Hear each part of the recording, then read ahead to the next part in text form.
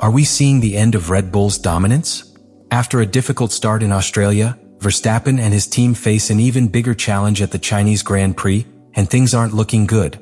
Stay tuned for the end as we analyze everything happening with the RB21 and whether McLaren has truly taken control of F1. Do you think Red Bull can regain its form, or are we witnessing a new era in Formula One? Leave your comments. Red Bull has been synonymous with innovation and dominance in Formula One for the past few years, but the 2025 season has begun with unexpected challenges. Although the RB21 represents an evolution of the successful RB20, the first few races have exposed worrying weaknesses that could jeopardize the team's championship aspirations. One of the RB21's most glaring issues is tire management. During the Australian Grand Prix, Max Verstappen made it clear that the car experiences excessive tire overheating, which directly affects its race performance. In the first session at Melbourne, McLaren was able to easily pull away, while the Red Bull showed signs of premature degradation, a situation that prevented Verstappen from maintaining the pace necessary to fight for victory. From a technical perspective, one of the main changes to the RB21 has been the reconfiguration of the cooling system.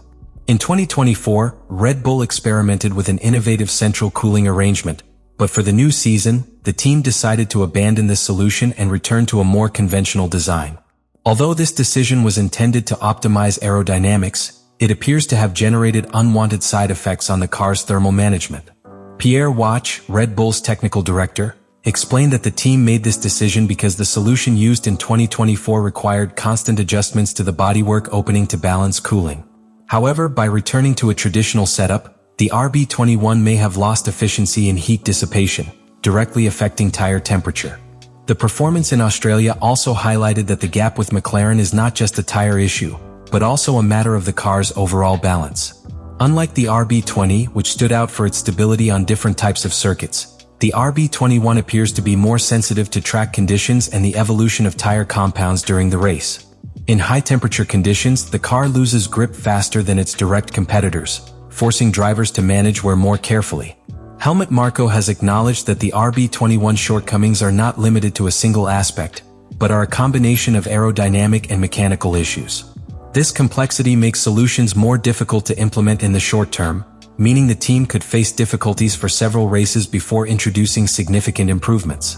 The biggest challenge for Red Bull right now is finding a way to reduce tire overheating without compromising the car's aerodynamic performance. The key will lie in the future updates the team plans to introduce between the third and fifth races of the season. But until then, Verstappen and his team will have to face demanding circuits like Shanghai with a car that has yet to reach its full potential. The upcoming Chinese Grand Prix will test Red Bull's ability to adapt to these circumstances. Historically, Shanghai has been a difficult circuit for the team, and with a car already struggling with temperature management, the race is shaping up to be a new challenge in the fight for the championship. The Chinese Grand Prix returns to the Formula One calendar after several years of absence, presenting a particular challenge for all teams, but especially for Red Bull. Throughout its history in the series, the team has struggled at the Shanghai International Circuit, a track that even in its best seasons has never been completely favorable to its cars. With only 2 wins at this track since its Formula One debut, Red Bull faces one of the most challenging circuits for its design philosophy. Shanghai is characterized by its combination of long straights and wide radius corners, demanding an optimal balance between straight-line speed and stability in long corners. Teams with an advantage in aerodynamic efficiency and tire management often excel at this circuit, and this has been a critical point for Red Bull in the early races of the season. One of the main challenges at Shanghai is tire consumption and degradation, something that has historically been problematic for Red Bull at this track. In previous seasons, the team's cars have shown increased wear on long corners, especially in the opening section of the circuit, which combines tight turns with rapid acceleration on the longest straight on the calendar. This characteristic forces teams to find a precise balance in car setup, an area where Red Bull has struggled more than expected in 2025. Christian Horner has openly acknowledged the difficulties this circuit presents for the team. In recent statements, he mentioned that even in the years when Red Bull dominated the grid, Shanghai remained a challenging layout. This is partly because the circuit favors cars with a solid front end and excellent tire temperature control, 2 areas Red Bull is still working to improve this season. In terms of performance, the main rival at this circuit appears to be McLaren. With a car that has demonstrated superior tire management and excellent performance in medium radius corners, the British team arrives with a strategic advantage over Red Bull. At the last race, McLaren demonstrated clear superiority when track conditions tested tire durability, suggesting they could repeat the same dominance in Shanghai. Another complicating factor for Red Bull is the lack of recent data from the circuit.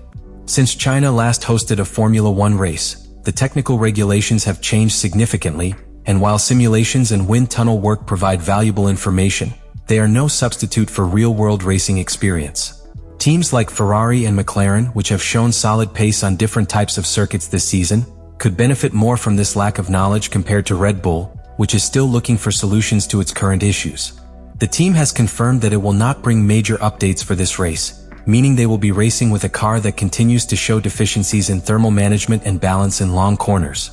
In this context, the Chinese Grand Prix is shaping up to be a crucial test to assess the true extent of the RB21's limitations and determine whether Red Bull can remain in the championship fight or whether it will need to wait for the next updates to become competitive again. The key for Red Bull in this race will be to minimize the impact of its weaknesses through strategy. Proper race pace management, optimal tire selection, and the ability to adapt to changing track conditions will be determining factors in its performance. However, with McLaren showing a solid performance and Ferrari also on the rise, Red Bull will need a near-perfect weekend to avoid losing ground in the title fight. The return of the Chinese Grand Prix not only represents a technical and strategic challenge for Red Bull, but also an opportunity to measure how well the team can respond to this season's difficulties. If they can achieve a positive result on a historically tricky circuit, they could demonstrate that they still have the capacity to evolve and stay in the fight. But if the problems persist, Shanghai could mark the start of a more complicated season than expected for the reigning champions. The RB21's performance in the opening races of the season has made it clear that Red Bull lacks the dominance it enjoyed in previous years. The issues detected in Australia have led the team to accelerate the development of improvements for the car, but solutions won't arrive immediately. Helmut Marko has confirmed that the most significant updates are scheduled to be implemented between the third and fifth races of the season, meaning the team will still have to compete in adverse conditions at the Chinese Grand Prix. One of the key areas Red Bull is working on is optimizing the RB21's aerodynamic balance. The car's current setup has proven more sensitive than expected to variations in tire temperature, an issue highlighted in Melbourne when Max Verstappen lost performance due to overheated tires. The team is exploring modifications to the bodywork and cooling duct design to improve heat dissipation and reduce thermal stress on the rear tires, which have been the most critical point in the opening races. Another area where Red Bull is focusing its efforts is optimizing the car's floor. Current regulations have limited floor flexibility, forcing teams to find new ways to generate downforce without compromising the car's stability. During preseason, Red Bull tested various floor configurations but has so far failed to find a solution that allows it to match McLaren's performance in high-speed corners. One of the first updates the team is expected to introduce will include a revised diffuser and modifications to the floor's edge design, seeking to regain the lost balance compared to the RB20. In terms of energy management and engine efficiency, Red Bull is also working on improving power delivery to optimize straight-line performance without compromising cornering stability. Although the power unit remains one of the most efficient on the grid, the competition has narrowed significantly in this area, with teams such as Ferrari and Mercedes making significant progress in energy recovery and thermal efficiency. To remain competitive, Red Bull is evaluating adjustments to power management, seeking to improve traction on the exit of slow corners and maximize top speed without affecting tire degradation. One of the main challenges the team faces in this development process is the limited time spent in the wind tunnel. Due to its performance last season, Red Bull has fewer aerodynamic development hours compared to its rivals, meaning each update must be carefully optimized before being implemented in the race. Pierre Wach, the team's technical director, has mentioned that the RB21 improvements will follow a progressive development strategy, with small changes being introduced each race rather than a single massive update. Red Bull's goal with these improvements is to regain the advantage that has allowed it to dominate Formula One in recent years. However, the team is also aware that its rivals, especially McLaren and Ferrari, continue to develop their own cars at an accelerated pace. This means that, while the RB21 updates may close the gap, there's no guarantee that Red Bull will return to the top spot immediately. The calendar also plays a crucial role in the implementation of these improvements.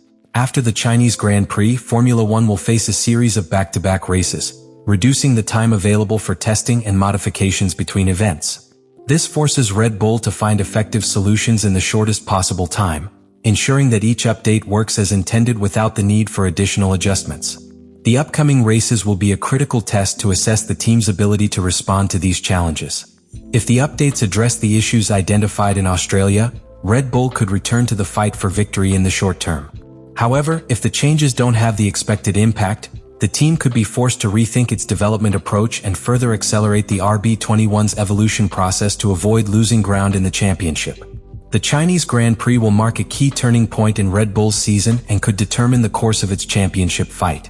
After a more difficult than expected start to the year, the race in Shanghai will serve as a crucial test to gauge the RB21's true competitiveness and determine whether the team can regain the advantage it has enjoyed in recent years or whether it will need to rethink its development strategy. One of the main factors that will play a determining role in Red Bull's performance in this race will be tire management. So far, the RB21 has shown a worrying tendency to overheat, something that was evident in Australia when McLaren was able to pull away easily under race conditions. Shanghai is a circuit that has historically tested the endurance of compounds, especially in long-radius corners like the first and last, where wear is often a key factor. If Red Bull hasn't found a solution to this problem, it is likely to face difficulties similar to those in Melbourne. The circuit's layout also poses additional challenges for the team. Shanghai combines long straights with slow and fast cornering sections, demanding an optimal balance between top speed and stability on technical sections. Red Bull has built its success in previous seasons with cars noted for their aerodynamic efficiency and ability to generate downforce without sacrificing straight-line speed, but this year appears to have lost some of that advantage. Teams such as McLaren and Ferrari have managed to improve significantly in these areas, meaning Red Bull will have to find a way to maximize its performance on a circuit that has historically not been favorable to them. Statements from key team members reflect a combination of concern and realism. Christian Horner has been clear in pointing out that Shanghai has never been a particularly strong circuit for Red Bull, even in years when the team had a dominant car.